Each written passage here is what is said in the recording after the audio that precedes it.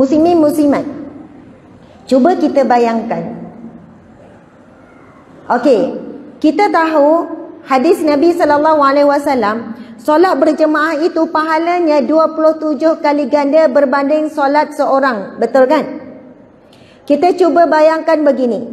Bila kita solat seorang, kita belek sejadah kita, tengok-tengok ada RM1. Tapi bila kita solat jemaah, ini contoh saja ya, bukan betul-betul ya, jangan selak sungguh nanti ya. Bila solat berjemaah, kita selak sejadah, tengok ada RM27. RM27. Kalau solat seorang 5 kali jadi RM5. Tapi solat berjemaah 5 kali, 27 kali 5 jadi berapa? Cepat kira, semua kalkulator ya sekarang. Hai, 27 kali 5 berapa? Cepat. 135. Jauh tak beza RM135 dengan RM5? Jauh tak beza? Jauh. Kemudian kali pula 5. Cuba kali 5. 135 kali 5 jadi berapa? Ha? 135 kali 5. Ha? 675. 675. Bayangkan ya, 675. Kalau setiap hari, ini saya tanya soalan ya. Kalau setiap hari kita datang ke masjid solat berjemaah, selak-selak sejadah, kita datang pula 5 kali sehari. Masya Allah, 5 kali sehari. Oh, kita dah kalikan 5 tadi, jadi 135. Okey, kali 5 lagi tu, kalau kita bawa semua ahli keluarga, ada 5 orang. Suami, isteri, anak 3 orang. Subhanallah, agak-agak kita perlu kerja lagi tak? Tak perlu kerja dah. Kerjanya 5 waktu pergi masjid. Kumpul 5 orang ahli keluarga, masing-masing bagi RM27, kumpul satu hari dapat 700 lebih. Bayangkan sekiranya pahala yang Allah beri dalam bentuk duit, agak-agak penuh tak masjid ni? Penuh tak muat, bergaduh-gaduh. 2 jam lagi sebelum subuh dah penuh. Sebab bila selak RM27, angkut isteri, angkut anak-anak tanpa miss. Kalau pergi seorang RM27, pergi 5 orang, ui banyak.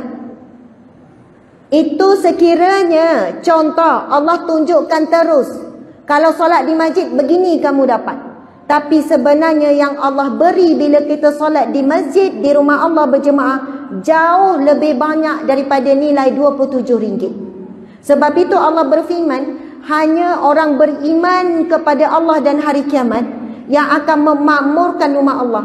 Sebab semua ganjaran itu belum kita nampak. Allah rahsiakan. Allah tak bagi nampak. Allahu Akbar, subhanallah. Okey, yang kedua, jalan ke syurga yang kedua berkaitan dengan masjid. Dihapuskan dosa. Nabi SAW bersabda, sesiapa yang pergi ke masjid jemaah, maka pada satu langkah dihapuskan dosa, pada langkah lain dicatatkan pahala, baik semasa pergi ataupun pulang. Muslimin musliman, ada orang tanya, saya tak melangkah ustazah ke masjid, bawa motor parking betul-betul depan tangga. Macam mana nak kira setiap langkah tu? Alim ulama kata dikira berapa banyak roda berpusing. Betul ni. Sebab zaman sekarang bukan melangkah, tapi kita parking, kita berjalan juga. Jarak daripada rumah itu akan dikira, insya-Allah setiap langkah itu dikira dengan berapa roda kita berpusing. Masya Allah, Allahu Akbar. Sebab itu kadang-kadang kalau kita datang masjid, parking jauh sikit, tak apalah. Kita kan kalau time musim raya pergi shopping komplek, parking jauh kan kita kata tak apa bang, tak apa, boleh jalan, exercise. Tapi bila datang rumah Allah, bang tinggal saya depan, nanti abang cari parking. Sebenarnya nikmati berjalan ke masjid itu dengan merasakan Allah mengampuni setiap langkah dan diberi pahala. Yang ketiga, disambut oleh Allah Subhanahu wa taala. Datang rumah sekian-sekian disambut oleh tuan rumah. Ini rumah Allah, siapa tuannya? Allah. Jadi kedatangan kita disambut oleh Allah dan para malaikat.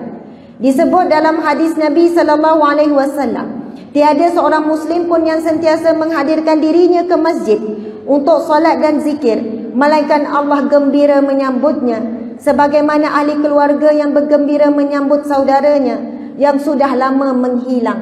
Allahu akbar. Yang keempat, jalan ke syurga, dijamin rezeki dan syurga. Rasulullah sallallahu alaihi wasallam, ini hadis riwayat Bukhari. Ada 3 golongan, semuanya dijamin Allah. Dengar betul-betul ni. Ada 3 golongan yang dijamin Allah. Dijamin apa? Dijamin untuk masuk syurga Allah. Golongan yang pertama, ada 3 golongan yang dijamin Allah. Ketika hidup dia diberikan rezeki dan kecukupan. Apabila mati dia masuk syurga. Nabi sebut ada 3 golongan yang dijamin Allah. Dijamin apa? Ketika hidup rezekinya cukup. Bila mati dicatat sebagai ahli syurga. Apa dia? Siapakah golongan itu? Yang pertama, sesiapa yang masuk ke rumahnya dengan memberi salam. Masuk rumah wajib beri salam, maka dia dijamin Allah. Sesiapa yang keluar rumah untuk ke masjid, maka dia dijamin Allah. Sesiapa yang keluar demi berjuang di jalan Allah, maka dia dijamin Allah. Jadi ada 3 golongan yang dijamin Allah. Dijamin apa? Dapat rezeki yang cukup dan dapat syurga Allah. Apabila dia masuk ke rumah, dia beri salam. Okey, azan Isya. Kita beri laluan kepada azan. Silakan Bilal, muazzin, insya-Allah, silakan. Amin ya rabbal alamin, subhanallah. Memang hampir setiap kali kuliah saya akan sebut bila ada azan, masya-Allah. Jangan sekali-kali kita melalaikan daripada membaca doa selepas azan. Cuba seraya upaya hafal. Tak mampu hafal, ibu-ibu boleh buka YouTube tu, cari doa selepas azan. Cuba ikut. Dengar azan, baca doa. Sebab Nabi sallallahu alaihi wasallam bersabda dalam hadis yang sahih, barang siapa yang setelah azan lalu membaca doa azan, doa yang kita baca tadi tu, maka wajib baginya syafaatku di mahsyar kelak. Hadis yang sahih. Dan ia merupakan hadis yang jelas berkaitan dengan siapa yang akan dapat syafaat Nabi di mahsyar kelak. Kalau hadis yang lain berkaitan dengan selawat, ia lebih kepada mendapat rahmat Allah. Siapa yang berselawat kepadaku 1 kali, akan Allah selawat kepadanya 10 kali dan lain-lain. Tetapi yang berkaitan dengan syafaat Nabi adalah hadis ini. Siapa yang setelah azan lalu membacakan doa Allahumma rabba hazi da'wati tamah sampai akhir, maka wajib baginya, soalannya Rasulullah menjamin baginya syafaat Nabi di mahsyar kelak. Jadi subhanallah, mudah-mudahan kita tidak meninggalkan bacaan. Dan tadi imam kita subhanallah, Bilal kita mengalungkan bacaan azan dengan begitu indah sekali. Dalam itu ada syahadah. Sebab itulah kita dituntut untuk ikut balik. Asyhadu an la ilaha illallah wa asyhadu anna Muhammadar Rasulullah. Jadi kita sentiasa memperbaharui syahadah.